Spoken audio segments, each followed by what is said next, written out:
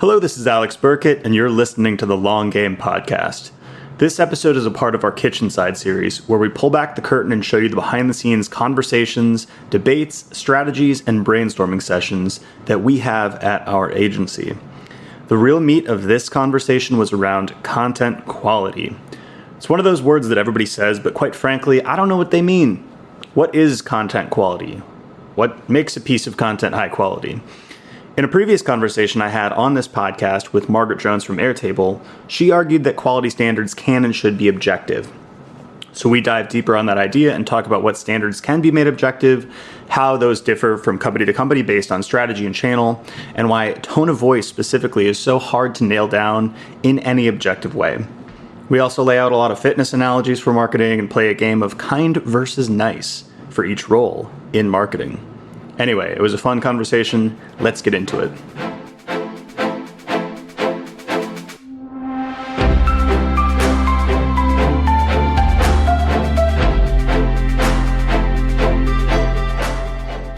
We were talking about before the idea of fitness and how that translates analogously to marketing, and one point that David brought up was the idea that a large amount of, even like he's watching, what was the Muay Thai channel that you're watching, or the boxing channel? Yeah, there's a UFC, which is more Western, I guess, or like, I don't want to say just the United States because it's not, but there is one FC, which is relatively new, and their audience is primarily like most of Asia.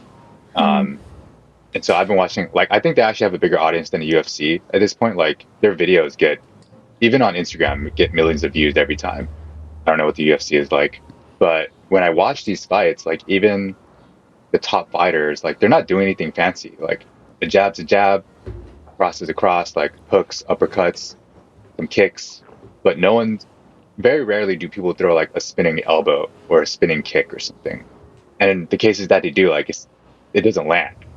And when I tied it to an analogy of marketers, where especially in this day and age, there's a lot of noise around all these new novel things to be doing, like building a media company, which we've talked about a bit and actually came up on another interview I did with Jenny at Vanta, or like ABM was really hot for a period, and I think that's kind of died down too. And AI is like the new hype thing that people are trying to figure out. But I think marketers, in my experience, have tended to look for those new novel things and like talk down on the quote playbooks, which are, I equate those to like the basics, right? Like get your basics right, get your SEO, get your content up, like get your paid marketing up, instead of thinking about these novel things like building a media company.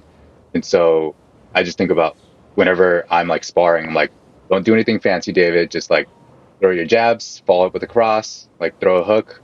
And in marketing, I think people miss the basics and they try to go for the novel things before getting the foundations in place, you know? I think it's also like, how far ahead are you in a competition?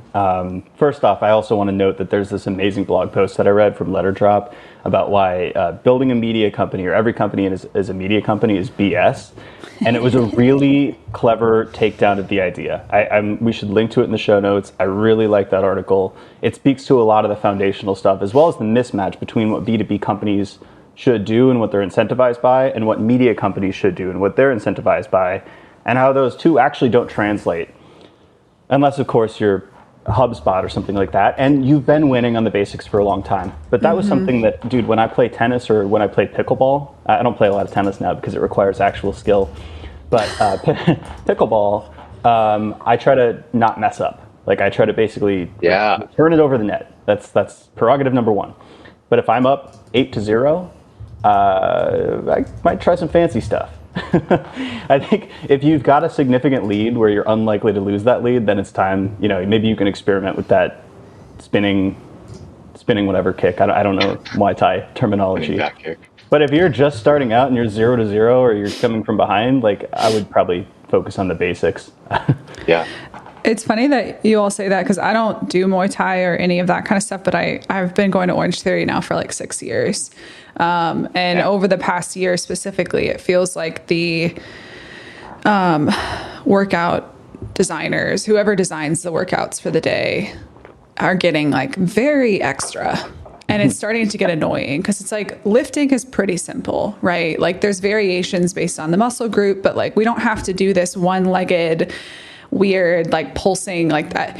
And I come back and I tell my husband about it because he used to be a personal trainer, and he's like, I think this might be a dialogue. Like there needs to be a dialogue about people's like attention spans and how they need to continue to be like excited by something or always feeling like they're doing something new. And that might be something that's specific to Orange Theory or like a F45 or like one of those workout classes.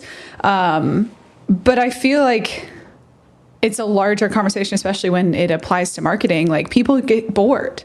I feel like people are getting bored and they're so used to all of this new stuff and this like shiny stuff. And they always want to try something new and they always want to bring something new to the table and something new to the board. And it's a mistake, unless you're doing the basics really, really, really well. Which might be boring. It might not be exciting and it might not be something new to surface in your monthly meeting, but that's okay, and I think it might be a sign of the times. Like you said, David, like folks are just always driven by what's shiny, and I don't know how to go backwards on that. I don't know how to combat that. Allie, when you dropped off before, I mentioned this Instagram account that I don't think I even follow, but it pops up on my feed every once in a while. And it's this guy who, it's kind of a parody of a fitness profile. He'll have like, he's like, this is the traveling merchant deadlift. And he'll have like chains over his shoulders with like what is this buckets called? Attached to them. And then like he's carrying like 2 chains in his hand, and each of those has like 3 kettlebells on them. And like in some of them, he's he's got like a skateboard and he's like doing a kickflip with all of this on him too. It's Holy like, shit. No, that's literally, okay. Sometimes I go to Orange Theory and I'm like, can I just fucking do a barbell, like a bicep curl? Like, why are we doing this crazy? Like, I just want to lift. I just want to work out. And like the funniest thing is on Reddit, some of these like old timers, folks that have been going for a long time, say the same thing. They're like, I just want to do the basics. I just want to lift and go home. This is what I'm paying for. So, well, on a meta level too, it's like this guy is creating obviously a meme account, and like if you're incentivized by getting attention on social platforms, the novelty is the factor. Nobody's going to watch a guy do 5 sets of squats by 5 reps week over week, which is what bodybuilders do or what powerlifters do. Basically, they're doing bench press, deadlift, squat, military press. They're doing the same couple lifts and maybe shocking the muscles every once in a while with some variant of that, up or down in weights. But like nobody's doing the traveling merchant squat unless your goal is social media attention. And I think that is also some of the problem with what we see in marketing is a lot of the people who are like trying to build platforms and voices and personal brands are incentivized to constantly create new novelty. Noise. Old playbook is dead. Old channel is dead. Email's dead. Here's the new thing. And it's always got to be a new thing. Yeah. Yeah. Who started the every company should be a media company thing? I want to say that was some evolution. I think it was like, that phrase content is king by Bill Gates in like 96 or something. So that phrase got taken massively out of context, as Ronnie Higgins has talked about. And I think it's one of those things where probably somebody said it with a specific context in mind. Like I want to say that it probably started, I don't know who it started with, but like I know Stripe created their own publication company. And then A16Z was also like going straight to the consumer. And I think the goal was actually to avoid having to do public relations, and it was to avoid having to go through media outlets to get their message to the masses. It was less about creating a distribution and acquisition platform via media company aesthetics, but it was more about, all right, like we're a massive company. We're dealing with journalists who seem to be sometimes antagonistic towards what we're building. So we're going to try to create a channel where we can just reach our customers and prospects directly. I think that was the initial context of it. And that's kind of been warped to say like, all right, you're a SaaS company, you're a startup. Instead of doing these basic playbooks around SEO, around PPC, you got to create something that's like viral. You've got to create something entertaining. And I think that's where, to me, it entirely misses the mark. We talked about this, and this episode should come out soon, but we were talking about, in the grand scope of things, if you're going for entertaining, if you're going for lifestyle content, there's just a massive amount of competition. So unless you're more entertaining than everything on Netflix or all the podcasts that are doing like, serial killer type things, whatever people listen to and care about nowadays, then you're probably not going to be people from that. I just binge watched Beef on Netflix. That shit gets dark, and I cannot imagine watching some B2B like software documentary instead of watching that show. Yeah. Yeah. But I wonder, like, companies like HubSpot who've been doing, they've mastered the basics, like they've created the basics, right? And they've mastered them. And then I remember the media company conversation personally starting when they acquired The Hustle. And that, they already had podcasts going for a while, but I think that really shined the spotlight on their whole podcast network. But I would say companies that find something new that works for them, I think they have an extra strong responsibility not to advocate for that strategy as something that everyone should do, or that should be like a day one playbook. And I don't think HubSpot has necessarily done that, but I do think the conversation has kind of gotten out of hand, as you said, Alex, with a letter drop article and all this talk about, like, why are you worried about creating a TV show when you don't even have a strong domain rating? Like, all of these things happening in the wrong order. I think there's an extra strong responsibility there to, like, really advocate for starting with the basics, mastering the basics, focusing on that, not getting too shiny, not getting too tumultuous with your strategy, essentially. I also think it's pretty chill to just like have something that works for you and just not talk about it and just keep doing it without like telling the world that this is the new way to do marketing. So it's like, that's HubSpot's ethos is basically like, hey, like, we're going to tell everybody everything we're doing, and we're going to say this is the modern approach to marketing. Yes. Whereas like Salesforce ain't doing that, I don't even know what Salesforce is doing. They're just dominating the world. Like they've got this ominous like Dr. Evil tower in San Francisco. they just control the SaaS ecosystem. And I don't think maybe they have a media company. I don't know of it. I thought about this a lot pertaining to our agency, because other agencies kind of follow that same HubSpot playbook of like, here's everything about how we do everything. We sort of had that with the course that we built, but I think since then we've evolved our processes a lot, and we've introduced the domain model, the content model, which Alex Diaz brought in when we hired him. And I kind of like that those things are nebulous. Like, it's hard to understand what those things are unless you know of them already, but most content marketers and SEOs don't, I think. So when you say like, oh yeah, we do a content and domain model as part of our research process, I kind of want that to stay nebulous rather than telling people how we do everything now. Because I kind of want that secret sauce, because I'm willing to bet our competitors don't do that. And we've seen some of the assets we've put out become used as templates by others. And I'm like, maybe we can do that with some things, but not everything. Like, I want to keep that a secret so that like what we do is like more internally facing than everyone knowing how we do everything. Yeah, I like that it's opaque. We're kind of an open book in many ways, but I do agree, because also when you start doing marketing in that way, where you're like, all right, we're going to do a course that teaches you how to do all of this stuff. Our podcast, I guess, is kind of like that, but our podcast is not aimed at metrics, first off. So we're not trying to get sponsorships. It is definitely not a media company goal. I would say it's more for us to like introduce ourselves to people in our market, to build platforms for them, and to create content that we can repurpose. To me, it's a content marketing initiative, or maybe an ABM play. But when you do a lot of stuff that's like, hey, here's the framework for how we do keyword research, or here's how, when that's all of your marketing, what you attract is a lot of other agencies and like smaller players who are trying to be like you. You're not necessarily, you get a small percentage of people who are in your target market, but it's like a question, do we want to attract like smaller agencies and like people who are like kind of nipping at that, or do we want to attract like a CMO or like a VP of marketing? And like, they're just two totally different things. Yeah, it's like meeting people at the tactical level versus meeting people at the strategic, like influencing how they think and what they think about. That's what we're aiming for. Whereas we used to cater to like, here's how to do this one thing that we could also do, but just in case you want to do it yourself, here. And it doesn't really go farther than that. Like, there's not a very long runway for that type of content, I guess, in regards to our business and what we're trying to do.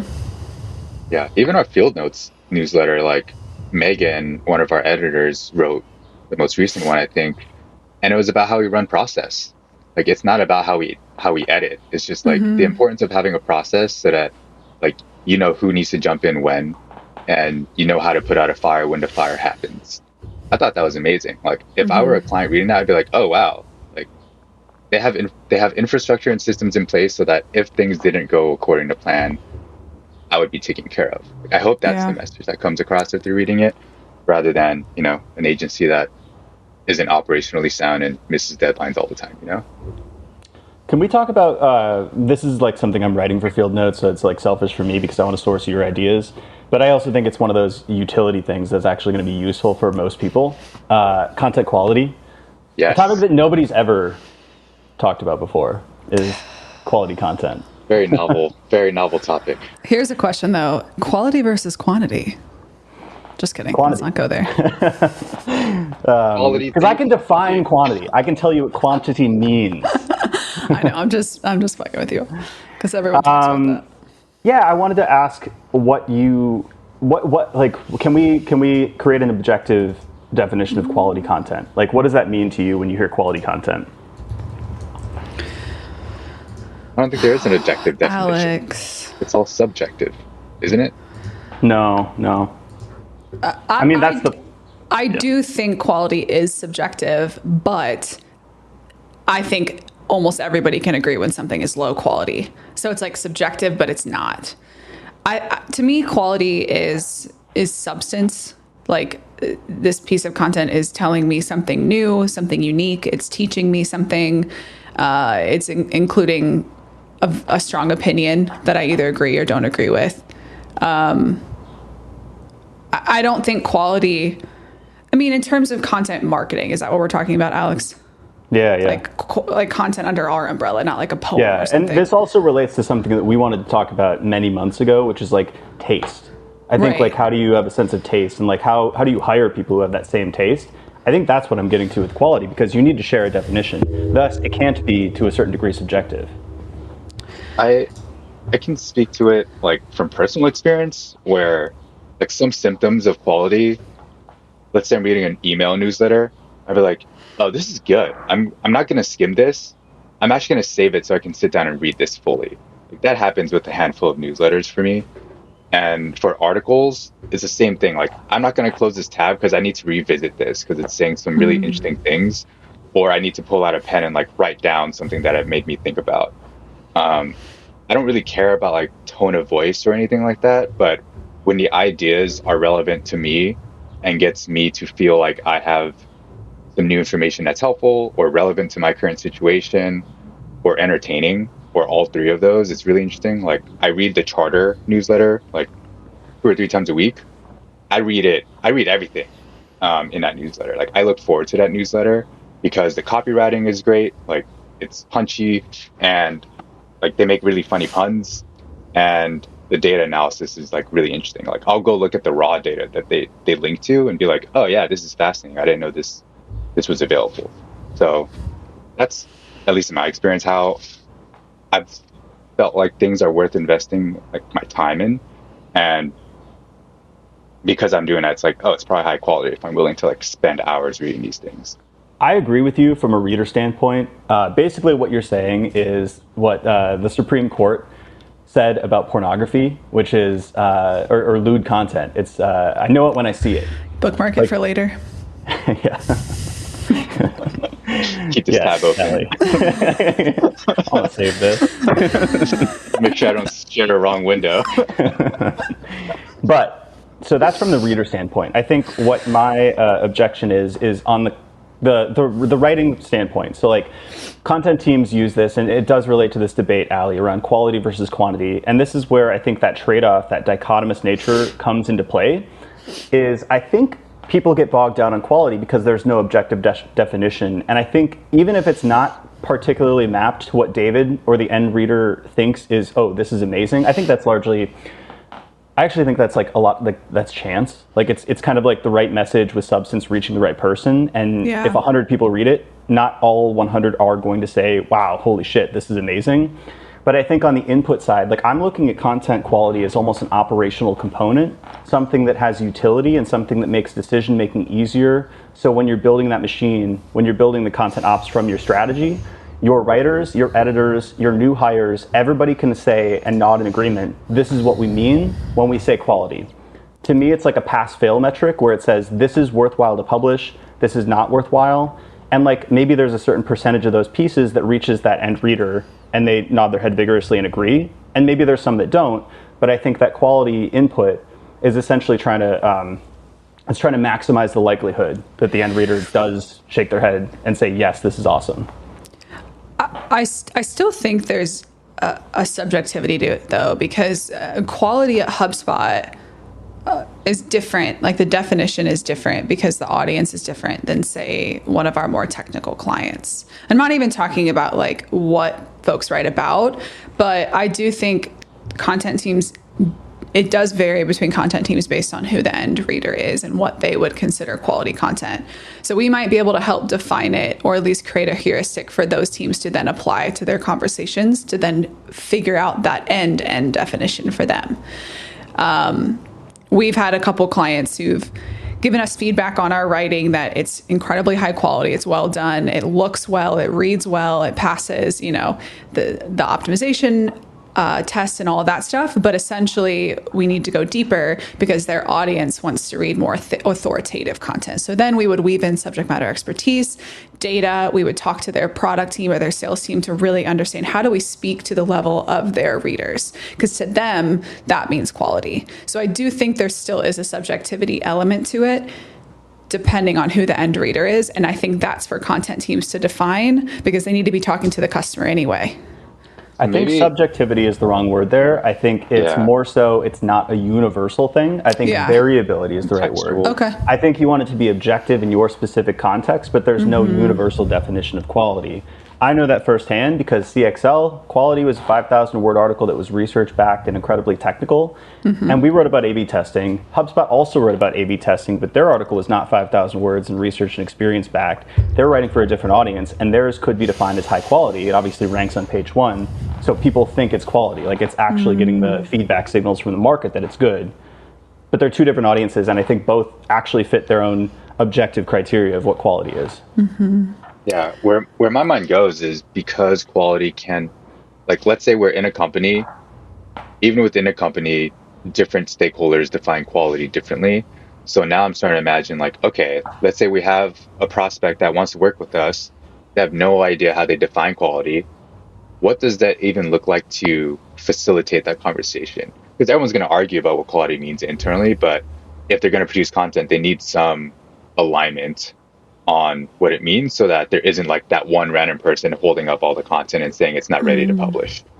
And I guess when I put myself in the shoes of someone sitting in-house, I can see like a VP or a director kind of holding the content hostage and be like, this isn't good enough, but also not being willing to define what good enough means.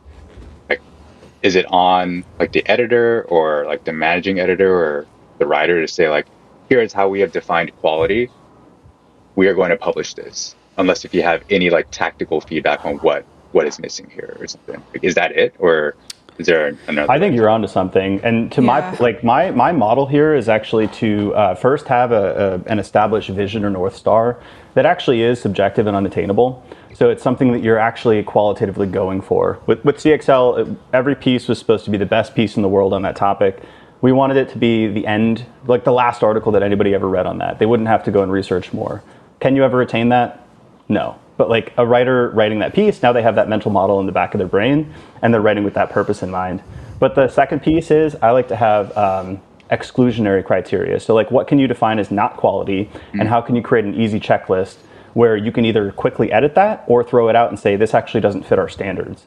And I think those are things that, it depends on your strategy, your ICP, the channels that you're optimizing for. But like in search, you could say, all right, we obviously need to have certain factors in there. Like we could require a clear scope score of a B-, or like, that doesn't mean that it's great quality, but that probably sets a lower bound for it not being really shitty quality. You know what's interesting? Like, companies have guidelines for like people who want to guest post for their blog, and I wonder if they hold their internal writers to the same guidelines. Like, could that implicitly be like, here's our bar for quality that we're applying to guest posts? Like, here's what we're willing to accept. Right. Well, I think you need to reverse engineer what made those internal pieces successful and how you can make those in some degree programmatic or easy to understand and easy to digest. Because a lot of the times, at least in my experience, the guest post guidelines are like 6 pages of really esoteric shit that nobody ever follows anyway. So it's like, all right, what do our internal writers do? And especially the ones that are very successful. And it's like, all right, they tend to write at least 18,000 words, 1,800 words. They tend to have no more than 2 sentences per paragraph. There tends to be 1 image per screen length.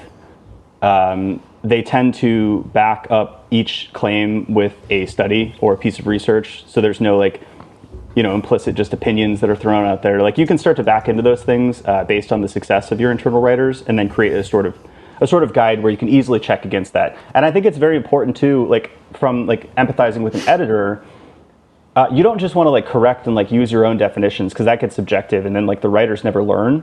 So then when you're editing, you can say, you didn't cite this. Another common heuristic is so what, right? You make a claim, and you always have to follow up with the implication for the reader. And then you can go through that draft and actually say, you made this claim, but didn't tie it to any actionable behavior. You can start to objectively go through and give editorial feedback. The writers tend to get better through that process too. Yeah, it kind of becomes a checklist too. Hey, you did all these things, but you didn't cite your source on these things, which is how we define quality at the company. Before this goes live, can you cite your sources? I guess the action item then is, hopefully this gets folks internally, who are having trouble getting content published because of whoever blocking it, to get this stuff codified, get it down in writing. Every article needs to pass these benchmarks. If it doesn't, we're not publishing it until it does. And get everyone lined. And then, in my mind, we've run into this challenge a couple of times with clients where they kind of come to us without clear definitions. And if they came to us with those clear definitions, I feel like we would run into some bottlenecks.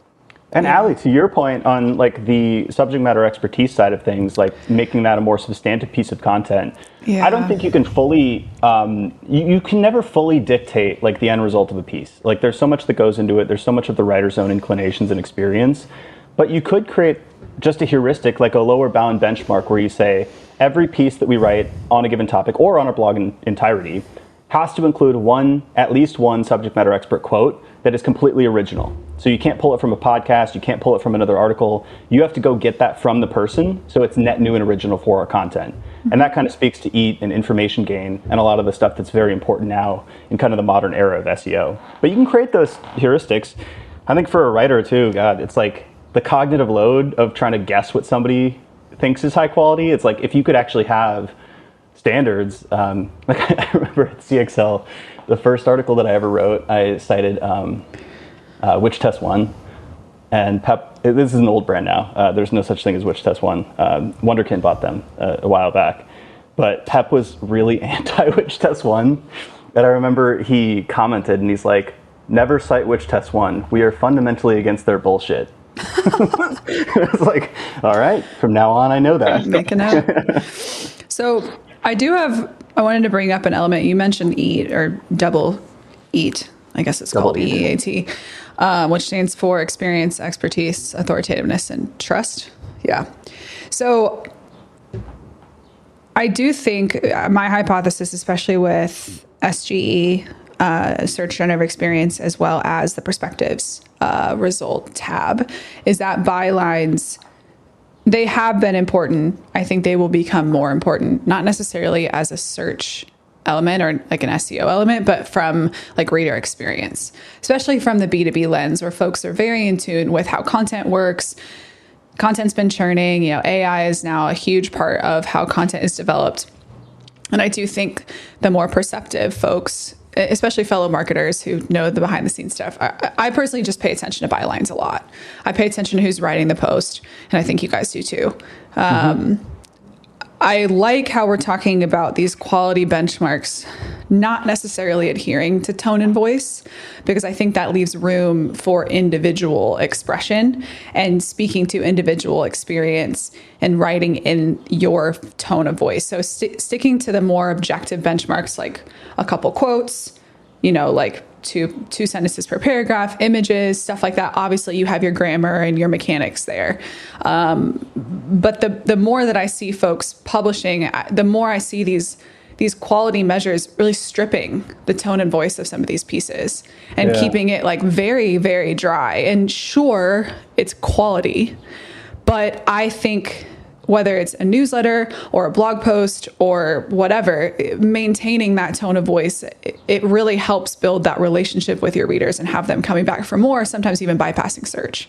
So I would say if that's something that's a priority for your business and you have like a set of writers, or you really want folks to lean into their tone of voice to build that audience, maybe keep those elements out of your quality benchmarks, or truncating them to not strip the original tone of voice. What do you guys think? That's a really good point that I wanted to add, because like I'm working on a 3-part framework because I love frameworks. The first one being the North Star vision, the second one being the table stakes or the checklist, so sort of the exclusionary, right? Those to me are very easy to define, and then there's the third, which is like features that differentiate you. And a lot of that can be boiled down to tone and how you speak about things. It could be interesting things like, okay, like Client Boost used to do these things called gifographics. Right, that was like a novel way to basically blend a GIF and an infographic, and it kind of spiced up their content and made it noticeable among all the competitive stuff that was basically talking about PPC. The thing that I have against tone is that this is where it is very, very subjective, and it's very hard to define what tone is.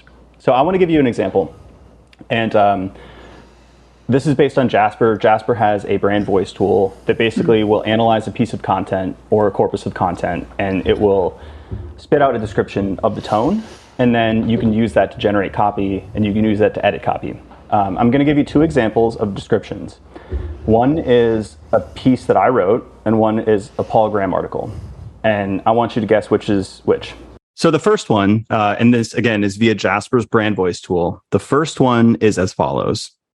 This style guide emphasizes a direct, confident tone with concise sentences, persuasive language, the use of analogies, examples, and repetition to engage readers and convey topic. The second one, this style guide emphasizes a confident and authoritative voice, using rhetorical questions, hypothetical scenarios, analogies, repetition, personal anecdotes, and back of the napkin calculations to present a clear, compelling, and persuasive argument about topic. Which one is me? And which one is Paul Graham?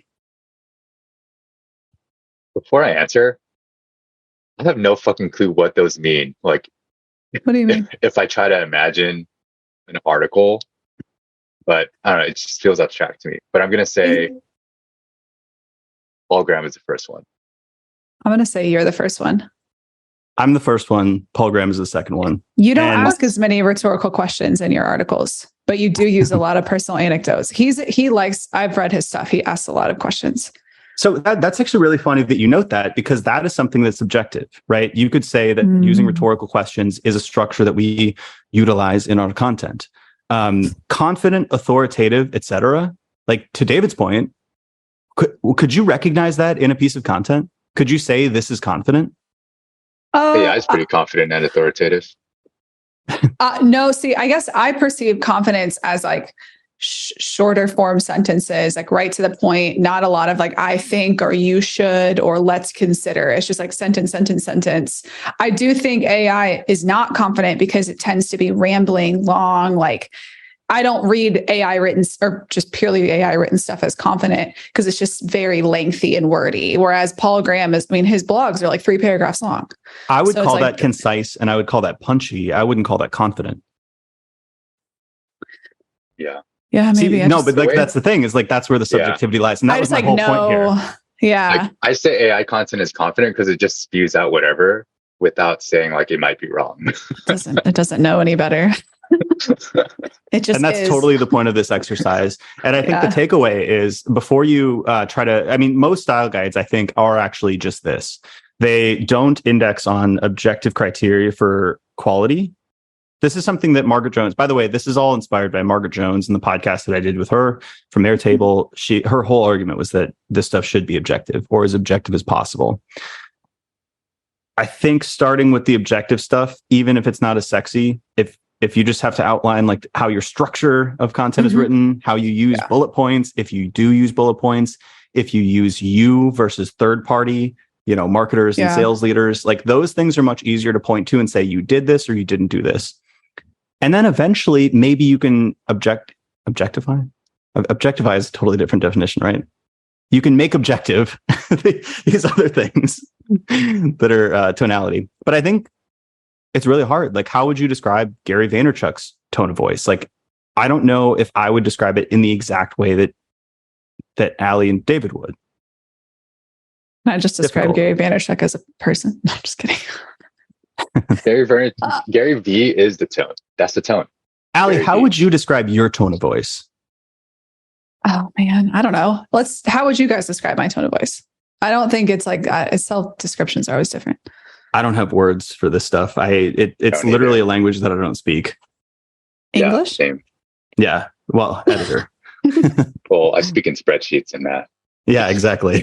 Fair. If I could quantify it with a KPI, then I could probably tell you. But that's why I think we're talking about two different things, though. It sounds like what Margaret Jones and you talked about, which I haven't listened to the episode yet, is like the objective parts of defining quality content, which might come down to what a blog post looks like, how it might read, the general reading experience. But I do think there's a part of that is tone, like describing tone and voice. And my opinion is that if you are outsourcing your content, say to our agency, you should define that. But if you're managing an in-house team of subject matter expert writers, or your team is writing the pieces, let's say your CEO or other people are writing them, I would say the tone of voice should not be spelled out as one thing. I think you should maintain that tone of voice to the individuals, if those individuals are the face of your content or your blog or your newsletter, right? Like basically, if you have individual contributors, like let them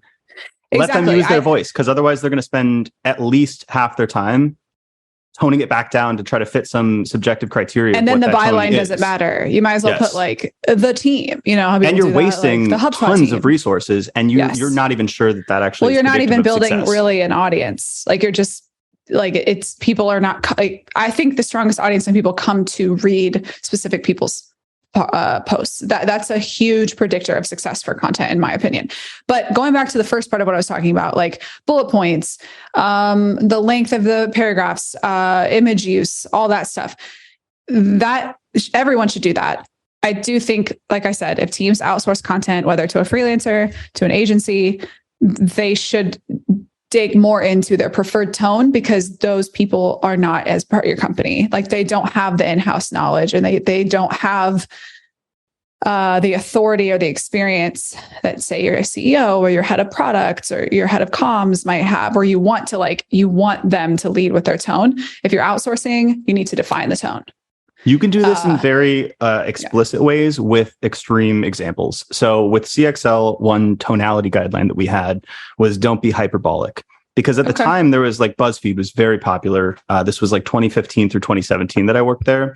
And a lot of copy was like, yo, like, hey guys, like this is the blah, blah, blah. And like they would be really like over the top, cheesy and friendly. And we're like, we don't write like that. We are more in line with the Atlantic or the New Yorker. And we would say the sentence this way versus this way. And we gave examples of that. We didn't use a word to describe it. We just said, don't be overly cheesy and hyperbolic. Huh. Yeah. It might even be, if you're outsourcing your content, it might even be more valuable, it sounds like, to just say the no's or what to avoid. And like, I find that's way easier. Leave the rest open. Yeah. And then if you do receive a piece, you're like, I don't actually like this, just add it to the list. Like maybe you don't know until you know, when you start to get content from an agency or something. And you're like, actually, this doesn't jive with what I thought it would be. So let's add it to the list and let's avoid this moving forward. Hang on. I think this really ties with, this is making me better understand the value of like what our team, like namely Megan and Nia, have done with our client work, where clients don't know they have these guidelines for tone of voice. Yeah. So when they get feedback, they codify into a document and they're like, here's us documenting the types of feedback you've given on a tone of voice and like phrases to use and not use and things like that. Add to it if anything comes to mind. So we're kind of starting to build up those guidelines for a lot of our clients now. I do think what you don't want is somebody at the top to just say like, I don't like that. And then when you ask why, they're just like, I don't know. Because you can't do anything with that, right? It's like, not codified. not many people can speak editor, like you just said. Like it is a language and a way of providing feedback that empowers writers, right? Like editors they need to empower their writers, not tear them down, and they need to set up the changes, not just make them themselves, right? So I don't think a lot of people, namely our points of contact, which are typically CMOs, CEOs, sometimes CMOs, heads of content, even heads of content don't always have an editorial background. So I do think like they don't know how to give that feedback, and they don't know how to give it in a way that's constructive. So our team is very well versed in not only codifying that feedback, but also kind of helping workshop some of those conversations. Like, I'm hearing you say this. Does that mean that every post moving forward needs to be like that? Or is this just subject to that topic that we're writing about? Like, we have those conversations and we help our clients realize like, oh yeah, actually like our team doesn't like that, or it doesn't align with XYZ. Like sometimes they don't know how to speak in that language. So we help. I think it's also important to be a sort of sounding board or like somebody to push back on certain things, because if you do end up codifying everything just based on like their inclinations or their subjectivity, you're going to end up with this 10-page style guide that nobody ends up following, because it's got such a high cognitive burden that when you're writing, you're not going to remember those 95 points.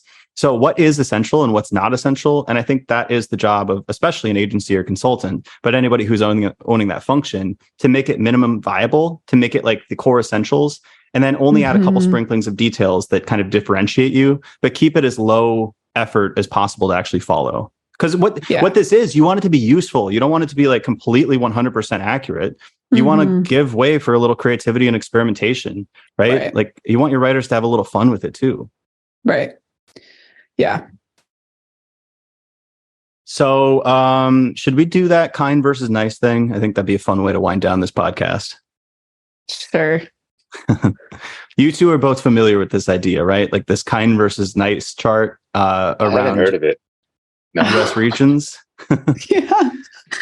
Okay. Yeah. Well, I'll do a little explainer. There is a thesis that kind and nice are two different things, right? Being kind is like something a little bit more intrinsic. It's like you care about the well-being of other people. You're deep down a good person and you have good intentions and you're willing to help people. Nice is sort of a surface level extrinsic thing where you want to appear to be a friendly person, but you know, it's basically like if you have a friend, and they insult you and like are kind of, you know, like they're kind of brash, that's not nice. But that same person might pick you up from the airport or help you move a couch, and that's a kind person. Right. So I saw this chart a while back around US regions, and it split out kind versus nice. So the East Coast was kind but not nice. So Allie, what was your point on the car breakdown thing? Yeah, the way I've seen it written out is like, if your car breaks down, like in LA, they'll be like, I'm so sorry that happened, but then they'll keep driving. In New York, they'd be like, fuck you, go get a new tire, but they would help you change it. And then in Chicago, in the Midwest, they would be nice and they'd help you change it. So that's like the three different segments I've seen spelled out, is like LA versus New York versus Chicago. I would split mine differently. I've seen that same chart, but the way I would split it down, and tell me if you agree with this, we're kind of getting into US cultural stuff now, but I would definitely agree with the East Coast is kind, not nice. I think that's true of most, like Boston is very much like that as well. I think the South is both nice and kind. I think when it comes to like Texas and all that stuff, it like people would genuinely care when they would ask on the street, like, hey, how you doing today? You know? And I grew up in the Midwest, and I thought that the people there were nice, but not kind. I actually think there was a lot of coldness deep down in Midwesterners. And then I think, and this is probably the controversial one, I actually think the West Coast is not nice and not kind. Like when you go to San Francisco or Seattle, I feel like just this icy demeanor to people, and they don't actually care about you. It's both. Like it's very unwelcoming. And it's not true probably of LA and San Diego. So I guess like there's obviously nuance to the United States. But it is, right? Like if you've been to Seattle or Portland or San Francisco, like I don't feel incredibly welcomed versus like in Chicago, like people are very like open and friendly, but then I actually don't believe them. So that's how I would split it out. I don't know. What do you guys think about that? I've lived in Kentucky and Chicago, and I think Midwest, I think Kentucky's in the Midwest, but I think that's a larger debate. I would say both nice and kind. I've found the South, like the deep South, to resemble more of the West Coast, where they're nice but not kind. But do we agree that the West Coast is not nice and not kind? I've actually never said the West. Never been. I would have said that they're nice but not kind. Yeah, like fake, essentially. So the only nice people are the East, or the only kind people are actually the East Coast and Chicago. I don't know about that, but anyway, well, let's live here. Maybe the cold like makes people like not put it with bullshit. I don't know. Yeah, it might be seasonal in Chicago. It probably is a weather thing as well. In the summer, it's great. In the winter, get away from me. Okay, yeah. So let's not try to definitively say which U.S. region is which, but let's try to put marketers in these categories.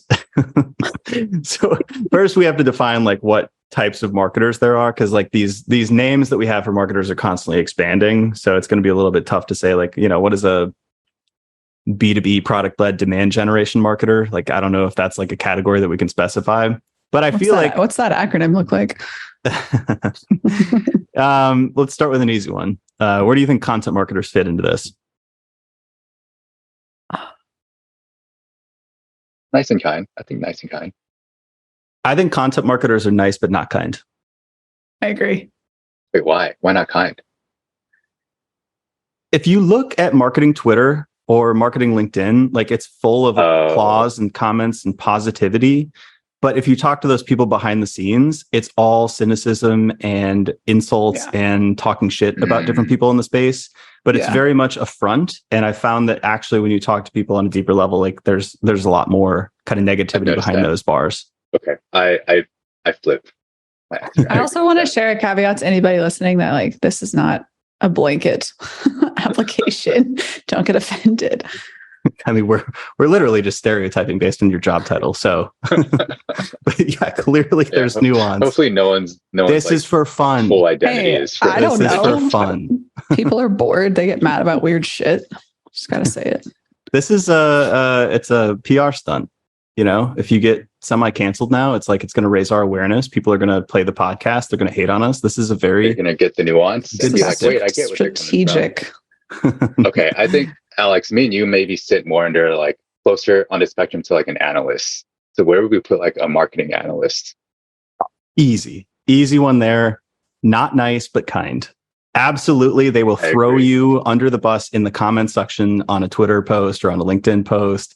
They will tell you to your face that your method of statistical analysis is not right. And here's why. They're not shy around getting into debates and like telling you you're wrong. But at the end of the day, they are the most open. Like they're the only. So here's a good example. Like if you look at Slack communities, they're the only ones who never end up polluted. The marketing ones always end up shitty and like spammy. And like they always end up. It's a bunch of jaded people who are really just self-serving. And like the analytics communities, a lot of them are free. Like they're not even paid or gated communities. And there's just people in there like, hey, for the love of it, check this out. This is this cool Python script I built. Or like people would always ask questions about like Google Analytics 4 and how do I implement? And then you get like these really top voices, like these celebrities in the analytics sphere, just helping out. And you're like, okay, this is the New Yorker who is like calling you an idiot, but then helping you fix your car, Yep. Yeah, they're helpful, they're caring, they're funny, they're handsome. Muscular, dicks. Great at martial arts. Charming. Okay. But I think those two categories to me are clear. I'll give you another one. So designers. And so the thing is, we David and I were talking about this before we recorded. You can have a product designer, you can have a graphic designer, you can have a marketing designer. We're really just like, this is a very broad scope. I would say designers are both nice and kind. Yeah.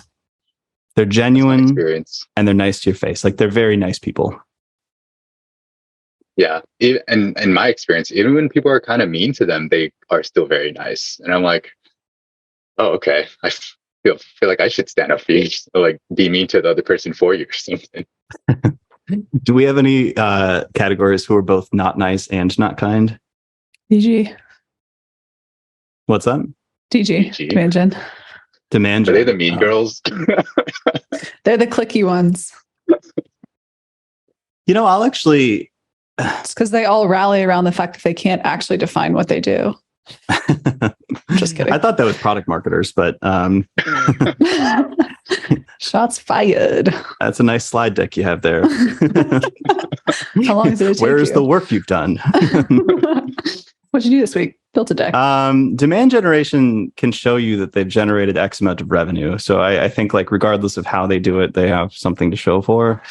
Fair. So I would point back against that. I think demand generation people, in my experience, or like we could probably wrap that up with performance marketing and growth marketing. Those are obviously different at different companies. Those people tend to be dicks. They tend not to be very nice. And so it's like a deeper layer than analysts. Like it's definitely not as kind, but I think deep down they're kind. And I say that probably because I associate myself with this particular sphere. But hey, I associate myself with content marketers, and I didn't say anything. I'm going to give you an example. I'm going to type it in the chat. So y'all, like, I can't say this person. We need non-marketers to do this exercise, like salespeople. Oh, yep. Okay, so the person in the chat, y'all, I don't think have met him in person, but former client. It's kind of difficult, right? But I know him well. I consider him a friend, and deep down, he's a really nice dude. Sure. It's just they're so numbers focused. They're so sort of like they're just focused on what the charts show, right? So it's very little like very little fluff in the conversation. Yeah. They're like, "Hey, this number's down. What the fuck's happening?" You know? Yeah. But then if you get them off hours, like they're chill, you know? Yeah. So is anybody not nice and not kind? We believe everyone is inherently kind. Well, okay, who's not nice? That we would say probably analysts, and we would say demand gen / growth. Who else is not nice? C-suite. We going there? I think C-suite has to not be nice. Like that's kind of their job. Finance. It's a hard job. Just go through the whole org chart now. Finance people are kind. What are some other types of marketers? Social media marketers? I would say social media and marketers are probably close to content marketers. They're less nice though. Right? What's your experience with social media marketers? I feel like they're mean to you. I feel like they're meaner and Did you get bullied by a social media marketer? Wendy's called you out on Twitter. I'm still butthurt about Wendy's roasting me. You're never buying Froxy there ever again. Well, product marketers. What do you think about product marketers? David? I mean, I haven't worked with a ton, but the ones I have, I'd say are nice and kind. I would say nice and kind. In almost every example that I can think of. Very nice, very kind, very well-meaning. So if you're a nice and kind person, go be a PMM. Who else exists in this world? I guess you could say email marketers. That's too niche. Ooh, like life cycle or email marketers? Huh. What about manifestation marketers? The nicest, nice, kind, and amazing. Yeah. So nice it's like they don't exist. Yeah. Okay. That was a totally useful exercise. I'm sure the audience got a ton of value out of that. I hope the listeners go do the same exercise. All right. All right. Bye, y'all. Peace. See ya.